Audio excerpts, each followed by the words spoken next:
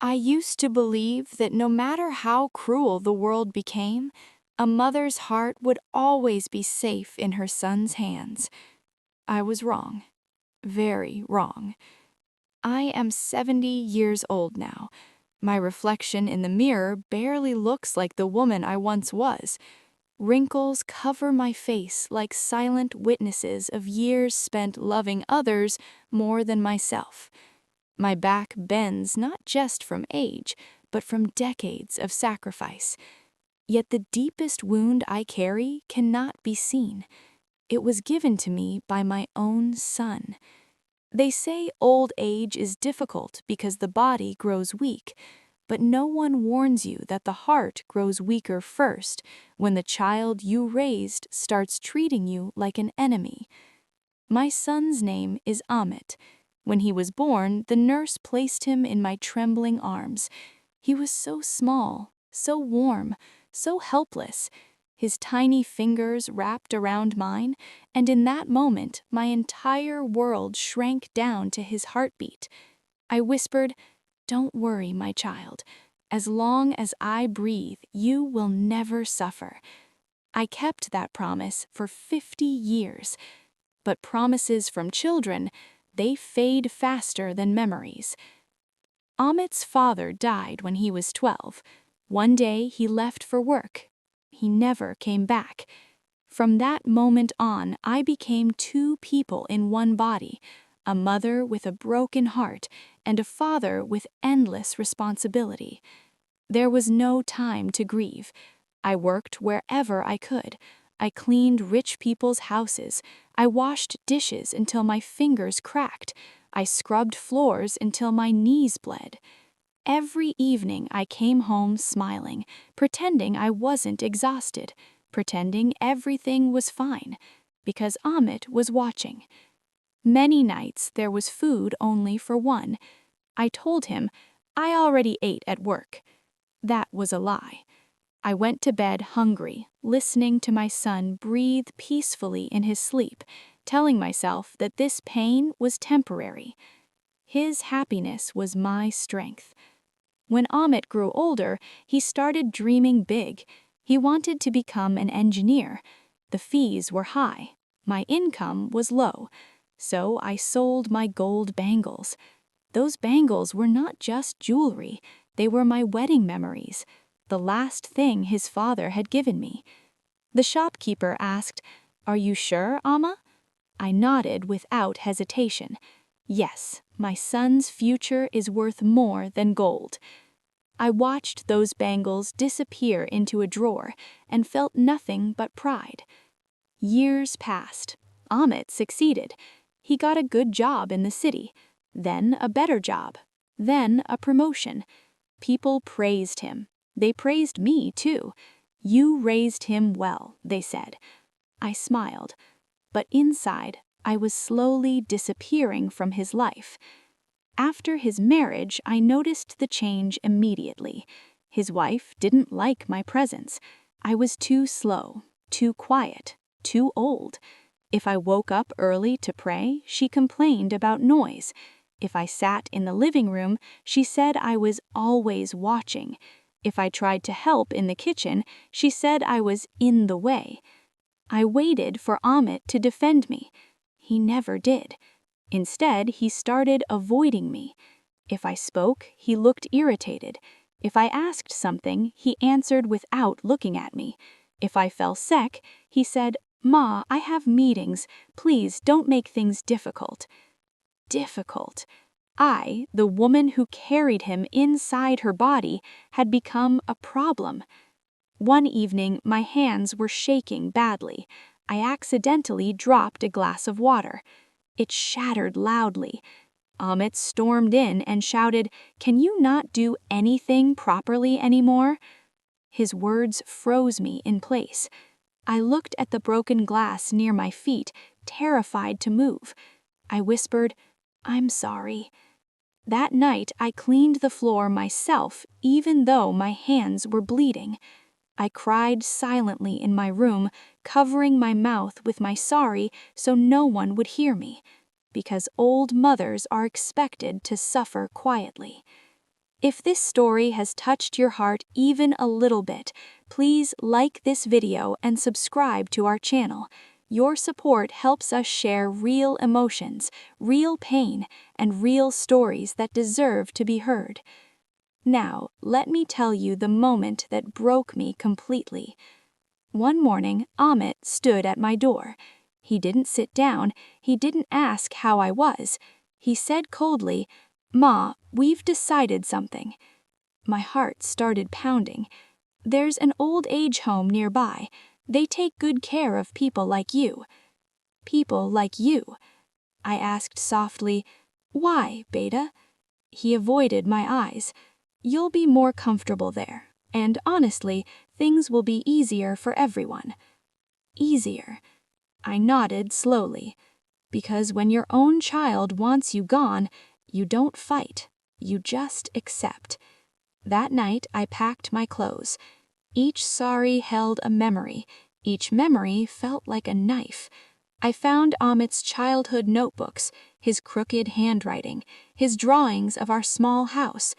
Then I found an old photo. He was 2 years old, sleeping on my chest, his tiny hand clutching my finger. I pressed the photo to my heart and whispered through tears, "I never abandoned you, so why are you abandoning me now?" The next morning, Amit didn't come to see me off. As I stepped out of the house, I looked back one last time. I wasn't leaving a building, I was leaving my life. But fate had something planned, because sometimes when a mother is pushed to the edge, the truth finally begins to reveal itself, and what awaited me next would change everything. The gates of the old age home closed behind me with a dull, metallic sound. That sound felt final, as if a chapter of my life had been sealed forever. I stood there with a small suitcase in my hand, surrounded by unfamiliar faces, wrinkled, tired, forgotten faces. Some sat quietly, staring at walls. Some muttered to themselves. Some smiled at me with a sadness that felt heavier than tears. This was where my son had sent me. This was where love came to rest and be forgotten. A young nurse approached me gently. "Come, Amma, I'll show you your room." She spoke kindly, but kindness from strangers can never replace warmth from your own child. My room was small, a single bed, a small cupboard, a window facing a tree that had lost most of its leaves, just like me. That night, I couldn't sleep. Every sound felt loud. Every silence felt louder. I stared at the ceiling, replaying Amit's childhood in my mind. The first time he called me Ma. The day he fell sick with high fever, and I stayed awake for 3 nights, placing a cold cloth on his forehead. The day he held my hand tightly before his first school exam. Had all that meant nothing? Was I so easy to discard? Days passed. No calls, no visits, not even a message. At first, I waited near the phone every evening. Then I stopped. Hope is painful when it goes unanswered. Slowly, I started noticing the other residents. There was Shanti Amma, abandoned by her sons after she transferred her property. There was Joseph Uncle, whose children lived abroad and never returned. There was Mira, only 60, sent here because she was too much responsibility. Each story was different, but the ending was the same. Children moved on, parents were left behind. One afternoon, during lunch, I suddenly felt dizzy. The room spun. My hands slipped from the table. The next thing I knew, I was lying in the infirmary. A doctor stood beside me. "Your blood pressure is dangerously low," he said. "You've been neglecting yourself." I laughed weakly. Neglect? I had spent my entire life neglecting myself. That night, as I lay alone, a thought came to my mind for the first time. What if my worth doesn't depend on my son anymore? The thought scared me, but it also gave me strength. The next day, I started helping around. I helped weaker residents walk. I read stories to those who couldn't see properly. I sang old songs during evening prayers. For the first time in years, someone smiled because of me. Someone needed me again. The nurses started calling me Amma with respect, not out of obligation, out of love. One evening, a volunteer group visited the home. They were helping elders document their life stories, writing letters, recording memories. A young woman sat beside me. Amma, would you like to tell me your story? I hesitated. Then I spoke. About my husband, my sacrifices, my son. My voice shook when I talked about Amit, but I didn't cry, because sometimes pain gets tired of tears. The woman listened quietly. At the end, she said something that changed me forever. Amma, your life is not a failure just because your son forgot your value. Her words stayed with me. A week later, the home organized a small cultural program. They asked me to speak. I almost refused. What could an abandoned old woman possibly say? But something inside me pushed me forward. I stood on the small stage, hands shaking, voice trembling, and I spoke. I spoke about motherhood, about sacrifice, about how love should never be a debt. The room was silent. Some people cried. Some clapped. That night, I slept peacefully for the first time. Meanwhile, in the outside world, Amit, his life was not as peaceful as he expected. His wife complained constantly. The house felt empty, quiet, too quiet. One evening, he found an old photo while cleaning. It was him, sleeping on my chest as a baby. Something tightened in his chest. For the first time in years, he felt something close to guilt. But pride stopped him from calling. Back at the old age home, my health slowly improved, not because of medicines alone, but because of dignity. I was no longer treated like a burden. I was treated like a human being. Then, one afternoon, the manager called me to the office. Amma, he said gently, someone has come to see you. My heart skipped. Visitors were rare. As I walked toward the reception area, my steps slowed. 1,000 thoughts raced through my mind. And then I saw him, Amit, standing there, uncomfortable, conflicted. Our eyes met. He looked older, tired. For a moment, we just stared at each other. Years of pain stood between us. He opened his mouth to speak, and that is where fate paused, because what he would say next would either break me forever or heal wounds that had bled for years. For a long moment, neither of us spoke. Amit stood in front of me like a stranger wearing my son's face. His shoulders were stiff. His eyes avoided mine. I had imagined this moment many times. Him apologizing, him crying, him running to hug me. Reality was quieter, more painful. Ma, he finally said. That single word carried years of silence. I looked at him calmly, not with anger, not with desperation, just calm.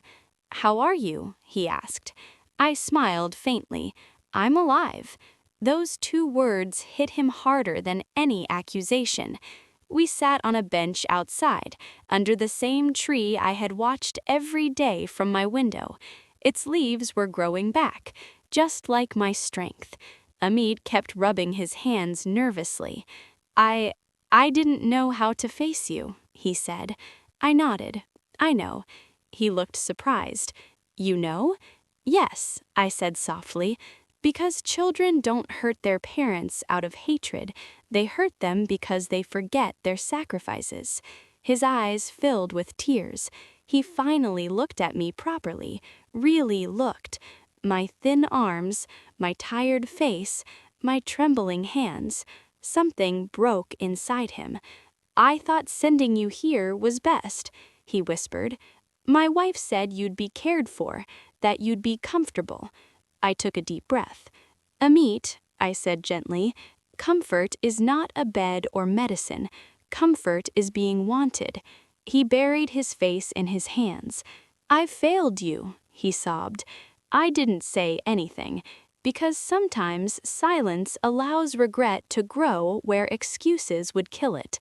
He told me everything, how his wife complained constantly, how his house felt empty after I left, how guilt followed him like a shadow. "I tried to ignore it," he said, "but every night I saw your face." He pulled something from his pocket, the old photo, the same one I had pressed to my heart. "I found this," he said, voice shaking, "and I remembered you were my first home." Tears rolled down my cheeks, not from Cain, from release. "I want to take you back," he said suddenly. "Come home with me, Ma, please." I looked at him for a long time. This was the moment he expected forgiveness, immediate, unconditional. But motherhood does not mean losing self-respect. "I will come," I said slowly, "but not as a burden, not as someone to be tolerated." He nodded eagerly. "Yes, Ma, anything." "I will live with dignity," I continued. "I will not be insulted. And if that cannot be given, I will leave again." He swallowed hard. "I understand," he said. "I promise." Before leaving, I said goodbye to the people at the home. Shanti Amma hugged me tightly. "Don't forget your worth," she whispered. Joseph Uncle smiled. "Teach him how to be a son again." I promised myself I wouldn't forget either. When I returned to Amit's house, his wife looked shocked. She didn't expect me back. But something had changed in Amit. When she spoke sharply, he stopped her. "Enough," he said firmly. "This is my mother." For the first time in years, someone stood up for me. Days passed. Slowly, the house changed. Amit started sitting with me in the evenings, asking about my day, listening, really listening. His wife softened too, perhaps realizing that cruelty had limits, or perhaps seeing that love, when respected, does not interfere, it heals. One evening, Amit sat beside me and said, "Ma, I want to say something." I waited. "I spent my life chasing success and forgot the person who taught me how to walk." He held my hand. "I won't forget again." I smiled, not because I believed words blindly, but because I saw truth in his actions. Months later, Amit arranged a small family gathering. He stood up and spoke openly. "I failed my mother, but she forgave me, and that forgiveness saved me." People applauded. I didn't need applause. I needed peace. And finally, I had it. Today, I sit by the window again, but this time I am not waiting for death or abandonment. I am waiting for tea to boil, for my son to call my name, for life to continue. Old age is still lonely sometimes, but it is no longer loveless, because my son remembered, and I remembered something too. A mother's love is endless, but her dignity matters just as much. If this story touched your heart, please like this video, share it, and subscribe to our channel, because stories like these are not just stories. They are reminders to love our parents before regret becomes permanent.